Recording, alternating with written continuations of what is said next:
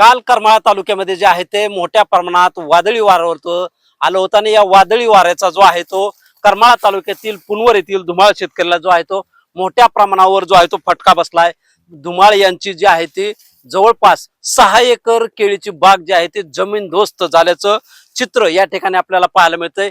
यामध्ये जे आहे ते जवळपास लाखो रुपयांचं नुकसान या शेतकऱ्याचं पाहायला मिळतंय।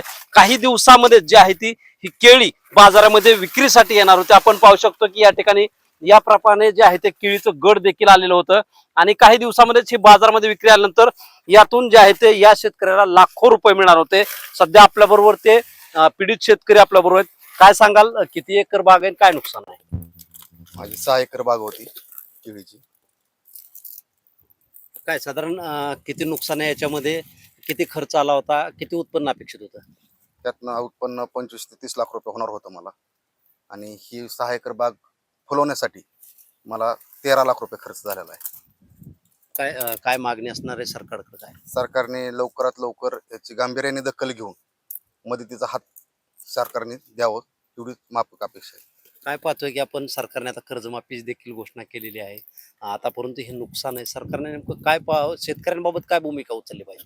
शेतकऱ्यासाठी सरकारने ठोस भूमिका, हमी भाव, कांद्याचा आता कांद्याची परिस्थिती तर तुम्ही बघताय पूर्ण कांद्याला काय 5 रुपये 6 रुपये मार्केट आहे। कांद्याचा खर्च सुद्धा निघत नाही अशी परिस्थिती आहे आणि एवढं मोठं खर्च शेतकऱ्यांनी केलाय। आता ही वादळी वाऱ्यांनी पूर्ण नुकसान माझं झालेलं आहे, एवढंच अपेक्षा आहे सरकार। किती खर्च केला होता या बागेसाठी? साधारण एकरी किती खर्च? एकरी 2.25 ते 2 लाख, 2 ते 2.25 लाख रुपये खर्च येतो।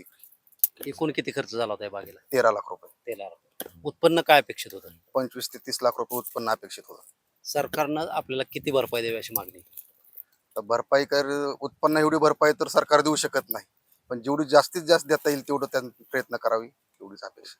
नक्कीच आपण पाहतोय की आपल्या पोटच्या मुलाप्रमाणे जे आहे ते हे केळी पीक जे आहे ते शेतकऱ्यांना जे आहे ते जोपासलं होतं आणि काही दिवसांमध्येच हे जे याचं जे आहे ते शेतकऱ्याला त्याच्या पैशामध्ये मिळणार होतं। जवळपास 12 ते 13 लाख रुपये जे आहे ते शेतकऱ्याने या 6 एकर बागेसाठी खर्च केला होता।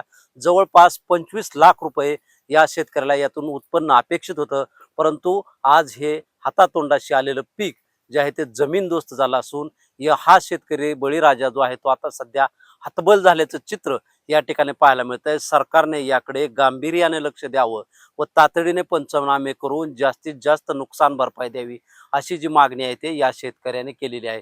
सरकार याकडे गांभीर्याने लक्ष देणार का व या शेतकऱ्याला मदतीचा हात देणार का हे पाहणं तितकंच गरजेचं आहे। शीतल कुमार मोटे, TV9 मराठी, करमाळा, सोलापूर।